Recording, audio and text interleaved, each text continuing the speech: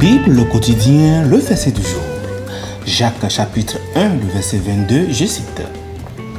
Mettez en pratique la parole et ne vous bornez pas à l'écouter en vous trompant vous-même par de faux raisonnements. Fin de citation, glorifions le Seigneur. Le verset du jour nous avertit que simplement écouter la parole de Dieu sans la mettre en pratique est une forme d'auto-illusion spirituelle. Bien-aimés, ce verset peut être divisé en 3 parties pour une bonne compréhension. D'abord, nous voyons « mettez en pratique la parole ». Ici, Jacques commence par une exhortation claire. Il nous dit que ce n'est pas suffisant de simplement écouter la parole de Dieu. La foi chrétienne ne consiste pas seulement en la connaissance intellectuelle de la Bible, non pas du tout, mais elle nécessite une mise en pratique active de ce que nous apprenons. Cela signifie que notre foi doit se traduire par des actions concrètes. Et le verset continue en disant « Ne vous bornez pas à l'écouter ». Jacques avertit ici contre une foi superficielle qui se limite à l'écoute. Il met en garde contre une approche religieuse qui consiste uniquement à entendre la parole de Dieu sans la mettre en œuvre dans la vie quotidienne. Cela peut être une forme d'illusion spirituelle où l'on croit être fidèle parce que l'on connaît la parole, mais sans aucune transformation réelle qui se traduit dans nos vies. Le verset se termine en disant « En vous trompant vous-même par de faux raisonnements ». Jacques souligne que cette approche peut être trompeuse. Les personnes qui pensent qu'elles sont spirituelles simplement parce qu'elles connaissent la parole se trompent elles-mêmes. La véritable foi, cher ami, se manifeste par des actes de foi authentiques. Cher ami, ce verset devrait tous nous interpeller.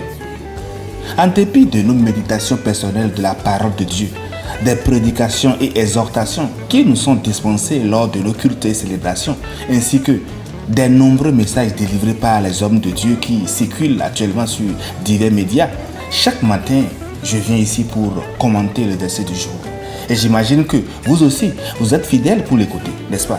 Cependant, nous devons sérieusement réfléchir à l'impact que cela a sur d'abord moi-même qui le fais, qui rédige ce commentaire, ainsi que sur vous-même qui l'écoutez. Mettons-nous réellement en pratique tous les enseignements que nous recevons?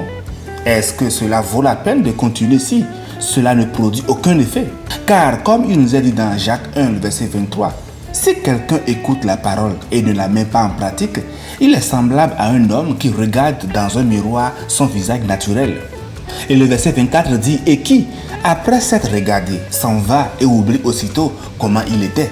Le verset 25 « Mais celui qui aura plongé les regards dans la loi parfaite, la loi de la liberté, et qui aura persévéré, n'étant pas un auditeur oublieux, mais se mettant à l'œuvre, celui-là sera heureux dans son activité. » Ces versets nous démontrent alors la nécessité pour nous de mettre la parole en pratique. Ainsi, bien-aimés, la parole de Dieu est le miroir divin qui met en relief chaque aspect de notre vie. Elle nous montre les taches sombres enfouies dans notre cœur et met en lumière ce que Dieu désire nous voir corriger. Bien-aimé, je souhaite que tu prospères à tout point de vue et sois en bonne santé à l'image de ton âme, tel qu'il nous est dit dans 3 Jean 1, le verset 2. Il est donc tout à fait inutile de lire la Bible 5 fois dans l'année si vous ne la mettez pas en pratique, car cela ne produira pas de changement dans votre vie. Avez-vous le désir que Dieu vous parle au travers de sa parole?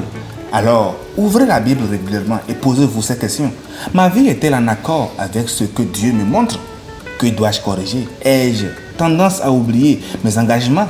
Au quotidien, cher ami, nous devons apprendre à nous laisser changer par Dieu en profondeur et ne pas nous contenter de travailler notre image en surface.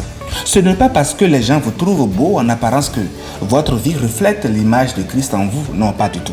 Je voudrais bien aimer nous faire comprendre que entendre, écouter, méditer la parole de Dieu est indispensable pour la bonne marche de chrétien que nous sommes.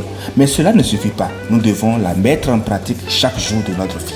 Si le salut est un don gratuit, nous disons souvent que la sanctification, elle est payante.